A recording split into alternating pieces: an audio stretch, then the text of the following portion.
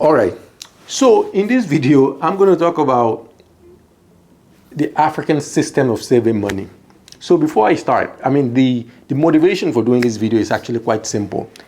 On YouTube, I have found quite a few videos of people talking about how different systems, different cultures, if you will, have different systems of managing or saving money, right? I think I saw one that talked about the Japanese system of saving money or the Chinese system of saving money. So I thought to myself, like, wow, that is interesting that we have so many different parts of the world, different cultures from all over the world, separate and distinct cultures, if you will, that have their own ways of managing finances and trying to improve their financial situation. So I thought to myself, like, well, I don't know that anyone has talked, I don't know that anyone I've talked about the African systems of saving money, right? So that's what I'm going to talk about in this video. So there is this system called Esusu. It's called Esusu. It's found in many parts of Africa from many countries like Senegal, Ghana, Nigeria, Benin, Cameroon, and all the way to the eastern part of the continent as well, like, in Kenya and, many other countries, Malawi, Uganda, and, it's found across multiple cultures, multiple countries in Africa. As you may know, there are many countries and many cultures in Africa. But anyway, I digress. So what is this system? It's actually quite simple. The idea is you have a group of people, which is usually maybe people that have something in common with each other, right? Sometimes it could be a bunch of farmers or a bunch of, fishermen or whatever, a bunch of hunters or whatever the case may be. It could be people that, traders, right? People that have, small businesses or whatever the case may be. And they get together, they decide to save a certain amount every month. And the idea is that for each month, somebody takes away whatever was saved that month. So let me give you an example. So you can have a bunch of traders come together and say, we're going to save $8,000 every month. Say 10 of them come together. So they will say, we're going to save $1,000 every month for 10 months, right?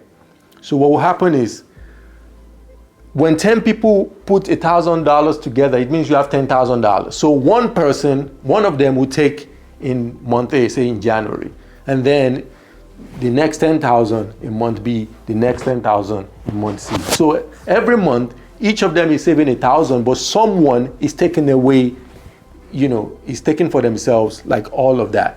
If you think about it, it kind of like makes sense, right? Like, there is a big advantage because for many small businesses, the main challenges that they have is just having access to like enough capital all at once. So what will happen in this particular instance is all of a sudden you have someone who now has access to 10x what they would generally have access to, and you can imagine how immense this could be for that person. They can decide to put it away in savings or do whatever they want with it, or they can say, you know what, now I have enough money to scale my business, to buy a lot more products, to repair whatever was broken in my store or whatever the case may be. And they, money that they would never have access to, all of a sudden they have that money that they can use to do whatever. Now, you may be saying, oof, this looks a little risky.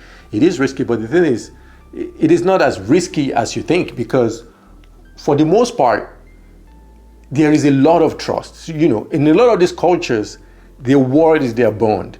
When you agree to save this money, like, you run the risk of being ostracized socially, right? Because these are communities that there are a lot of strong bonds and cohesion where people are actually out there to help each other out. That is just something that just occurs as part of the community. So there isn't really a risk of somebody not paying, not paying up or anything like that.